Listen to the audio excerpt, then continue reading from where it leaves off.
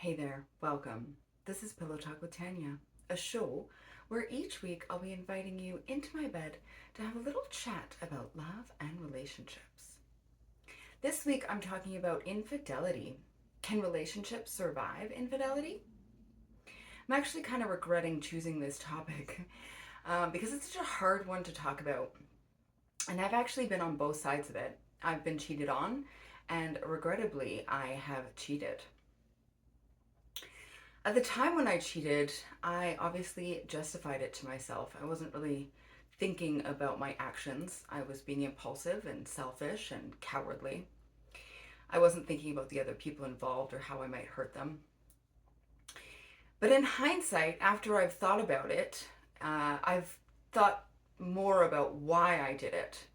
And I think the reasons why people cheat are more complicated than just horniness, for example. I don't think it's about physical desires or needs. I think it's more about what you're missing or what you're trying to avoid. And for me, when I thought about it in hindsight, I was trying to protect myself, but I was self sabotaging, obviously. I didn't want to get hurt, so I was trying to push them away. I was trying to hurt them before they could hurt me. And that was my way of doing it. Still extremely hurtful and not an excuse, and terrible behavior. When it came out and I had to confront the cheating, I felt terrible. I felt like the worst human in the world. The look on his face is burned into my brain. I'll never ever forget it. And it made me resolve to never ever do that to someone ever again. And I haven't. I don't think I could. That image is really seared in my brain. The pain that I caused, that I could see on his face. So, but at the time, I really didn't know why I'd done it, and trying to explain that to someone is really difficult and probably more painful than having an actual answer. But I just really thought it was just an impulsive action that I wanted to do in the moment and did. But in hindsight, it was definitely a form of self sabotage. I was trying to push him away. I didn't want to be vulnerable. I didn't want to need him. I didn't want to be in an emotionally intimate relationship. So I was trying to protect myself. And this was probably as a result of previous relationships where I'd been cheated on. Because if you've ever been cheated on, you know the intense pain of it. It really calls everything into question. Everything that person has ever said or done, you question it all. You can't trust anything. It really breaks down the safety and security of that relationship as well as future relationships. And it takes a really long time to trust again. Often you end up building walls and trying to avoid being vulnerable, which is what I did for a really long time. But that day when I saw the pain that I'd caused by cheating on someone, I realized that even if I was doing it to protect myself, it was the most hurtful thing I could have done. So selfish, so cowardly. I should have just dealt with the issues or walked away. And that's often what needs to happen when someone's cheating. You either need to deal with the issues, what's missing in the relationship, what needs to be fixed, what needs to be looked at, or you just need to walk away. Maybe that relationship just isn't working. That's the brave thing to do. But it is easier to just go find what you're looking for somewhere else or use that as an excuse to get out of a relationship. But it's so hurtful. It hurts them immensely and it hurts you as well. So I don't think it is about our physical needs or even the physical act of it. I think it's more about seeking something elsewhere to fill a gap. Instead of leaning into your partner, leaning into your relationship, trying to fix that, or simply walking away, you're looking for something elsewhere to fill a gap. And that's hurtful to everyone involved. Unless you're going to have an open relationship or polyamory, but that's entirely different than cheating. That's all about open honesty, open communication and honesty. Sorry. That's all about everyone being in the know, everyone being on the same page, everyone being well informed and reassured and taken care of. That's the complete opposite of cheating. Cheating is about lies and deception and hurting people. So, in the end, he decided to forgive me, and we tried to work through it. I did my very best to try and rebuild that safety and security that I had destroyed. But we didn't go to therapy, which I think would have been much better of an idea than just working through it ourselves. I think a therapist would give us tools and allow us to have a safe space to talk about it. Because it's a really difficult balance. You have to take care of your partner's fears and worries and concerns because you've destroyed their trust. So they're going to be hurting, they're going to not believe you, they're going to be worried. And you have to take care of those things. You have to be open to that, to be open to listening to them talk about it over and over again, open to hearing them cry, asking questions, etc., etc. But you also can't entirely lose the balance in the relationship. The other person can't be controlling or become abusive.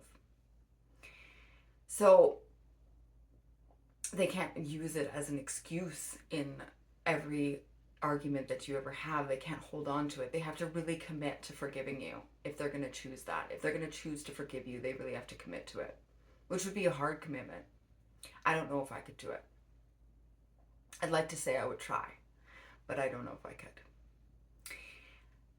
So they have a tough job and you have a tough job. You both have to be really committed. And I imagine it takes a lot of talking and a lot of time. All I did, or all I knew to do, is try to protect his feelings in almost every situation.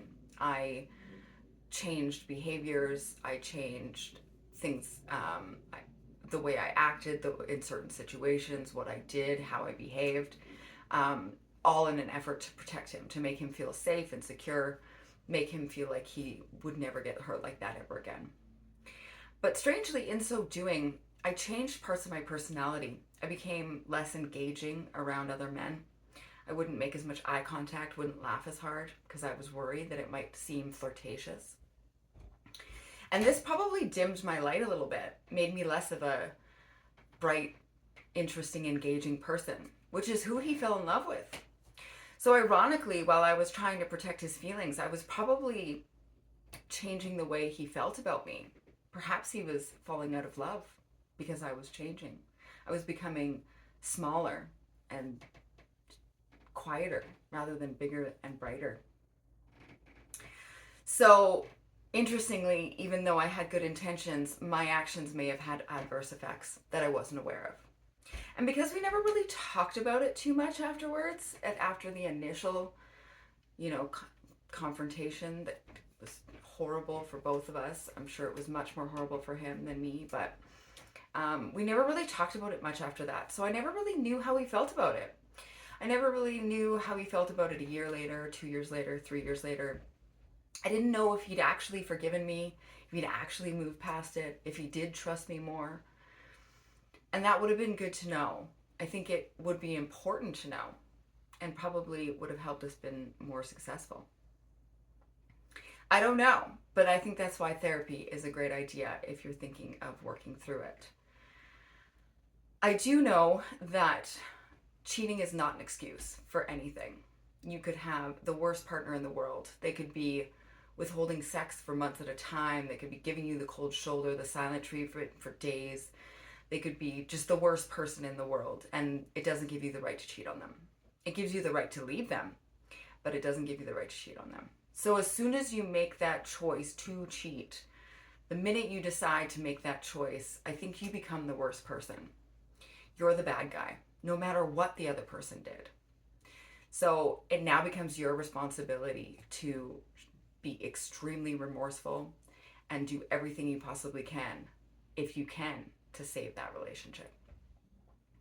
The other person can show you grace and try to accept your efforts and do their best to forgive you, but it's really not on them. They're the one that was hurt. They're the one whose safety and security was destroyed. They're the one whose trust was broken. And that's such a hard thing because you really feel all alone in the world. You just feel like, wow, if I can't trust you, who can I trust? Can I trust anyone? And as I said, I didn't realize it, but maybe because I'd been cheated on, I built up those walls and I refused to be vulnerable. And then I ended up hurting someone else. It's that old saying, hurt people, hurt people. But in that moment, when I saw the pain I'd caused by cheating, it really changed my whole perspective. And I decided that being vulnerable was the better choice.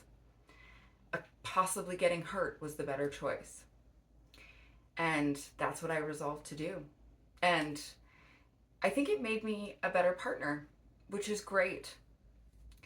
We didn't work out, but it made me a better partner for future partners and a better human being. It made me less selfish, more mature, more responsible, more compassionate. I started to think about how my actions and my words might affect my partner. It wasn't just, I'll do whatever I want, whenever I want, take it or leave it, this is me. Because that was young and immature. So that was really a huge turning point in my life when I did that. And so I'm kind of grateful, but obviously horrible mistake that I regret. But we make the best of our mistakes. And the better thing to do is recognize them and talk about them and learn from them, right? Anyways, that's my story and my thoughts. Please share yours if you've ever been cheated on. I'm so sorry. Please share your stories. I would love to hear about it. If you've ever cheated, also, please tell me about it. No judgment here. We all make mistakes. We're all human. It's better to talk about it. Of course, like and subscribe if you want to see more. And I hope you're voting in my weekly pillow polls. All right. Thanks for watching, and I'll see you back in my bed next week.